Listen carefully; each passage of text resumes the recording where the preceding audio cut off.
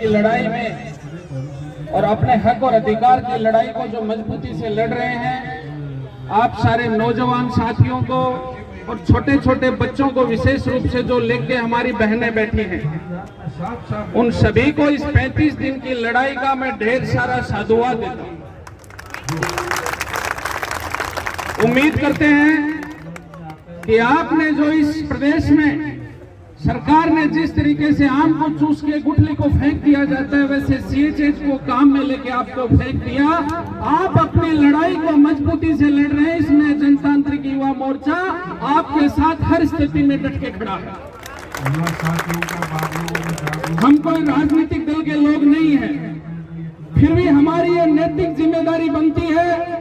कि प्रदेश की जो सबसे चिकित्सा व्यवस्था की बैकबोन है, जो नर्सेज के जो साथी हैं, जो हमारी बहनें बैठी हैं, जिन्होंने कोरोना काल में जो ऐतिहासिक काम किया है जान पे खेल के, उनके साथ उनके हक और हुकूक के लिए हम आगे नहीं तो पीछे की कतार में आपके साथ जरूर मजबूती से लड़ाई लड़ेंगे। अभी रवि भाई कह रहे थे कि 12 तारीख को हमने महापंचायत रखी है। मैं रवि भाई आपको आश्वस्त करना चाहता हूं, हम जैसे हैं, जिस परिस्थिति में हैं, जितनी आप हमसे उम्मीद करते हैं उनसे ज्यादा उम्मीद के साथ आपकी इस महापंचायत में मजबूती के साथ हम आपकी लड़ाई को लड़ने के लिए आएंगे। प्रदेश की सरकार ने जो चालाकी खेली है आप लोगों के साथ, संवेदनशील सरकार का ढोंग करने के नाम पे सरकार ने जो 28,000 कोविड स्वास्थ्य सहायकों को जिस तरीके से यूज लेके फेंका है, मेरा ये मानना है कि आज सबसे ज्यादा प्रदेश में कहीं कोई व्यवस्था चरमराई हुई है तो चिकित्सा और सुरक्षा व्यवस्था है, और चिकित्सा व्यवस्था की बैकबोन सीएचए और नर्सिंग के छात्र हैं, और इस बैकबोन को ही आप आपसे अलग कर दोगे तो इस प्रदेश में जो सरकार का शारीरिक ढांचा जो चल रहा है वो ठीक नहीं चलेगा। हम सारे जानते हैं धौलपुर का जो तत्कालीन जो उदाहरण है, किस तरीके से अपने 3 बच्चों को लेके आया पिताजी, ना आते वक्त स्ट्रेचर मिली, ना लाश को ले जाते वक्त स्ट्रेचर मिली। वो इसलिए नहीं मिली कि प्रदेश की चिकित्सा व्यवस्था चरमराई हुई है। यदि चिकित्सा व्यवस्था को ठीक करना है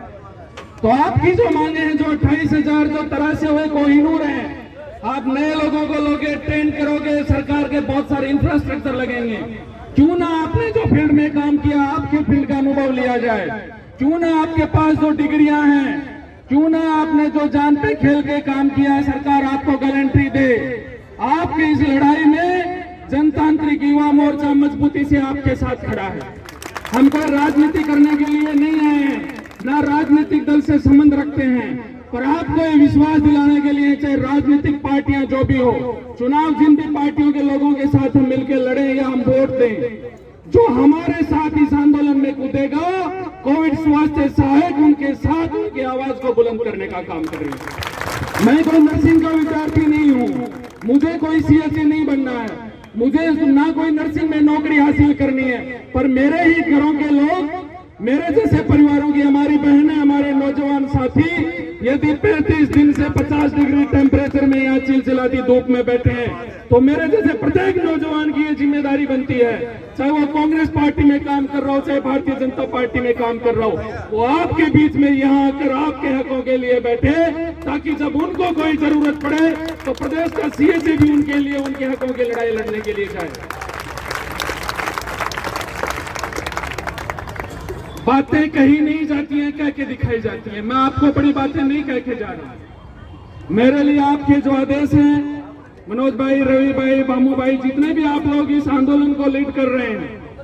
आर्थिक रूप से भी, क्योंकि मुझे पता है कि हम उस दौर से निकले हैं कि किस तरीके की विपरीत परिस्थितियों में हम यहाँ 35 दिन से हम लगातार बैठे। तो जो नेता आए उनको भी आप मजबूर करो कि इस आंदोलन की लड़ाई में आप थोथे भाषण देके ना जाएं। हमारी तो खून पसीने की घरवालों की गाड़ी कमाई है, फिर भी हम उम्मीद करते हैं कि हमारे जैसे जो और भी राजनीतिक दलों के लोग आए, वो आपका स्टेज पे भी हौसला बढ़ाएं, आपके बीच में भी बढ़ाएं, और आर्थिक रूप से भी इस आंदोलन को चलाने के लिए आपकी सहायता करें। मेरे लिए जो भी आप आदेश करेंगे वो बता देना, पर 11,000 रुपये इस आंदोलन में चलाने के लिए आपका ये भाई महिपाल मेला आपकी आर्थिक मदद करेगा। मुझे पता है कि ये 11,000 रुपए काफी नहीं है। जो भी आप लोग मुझे आदेशित करोगे या मेरे जैसे और भी नौजवान आपके बीच में आए तो सस्ती लोकप्रियता के लिए सिर्फ फोटो खिंचवा के अपनी सोशल मीडिया पे टीआरपी बटोरना चाहते हैं, उनको भी आप कहें कि वो नेता सुबह से लेकर शाम तक एक एक दिन तो हमारे बीच में बैठे, कोई भाषण देके सीधा ना जाए। मैं यहाँ आपको चढ़ा के चला जाऊं, कूच करो, ये करो, आप अलग अलग तरीके से, आप गांधी के देश में हो, गांधी को मानने वाले लोग हो, पर भगत सिंह के भी अनुयायी हो। आपने 35 दिन से गांधीवादी तरीके से जो आंदोलन चला रखा है, पूरा प्रदेश आपकी दाद दे रहा है, पूरा प्रदेश का तमाम वर्ग आपकी ओर देख रहा है कि सीएए के साथ ही जिस दिन लड़ाई जीत के आएंगे उस दिन और भी लोग जिनके हक और हुकूक मारे जा रहे हैं सरकार के द्वारा, वो लोग भी आपसे कुछ सीख के इसी जगह प्रदेश की सरकार को अपने मुद्दों को लेकर झुकाने का काम करेंगे। आपका ये भाई और आपके भाई का बनाया हुआ ये संगठन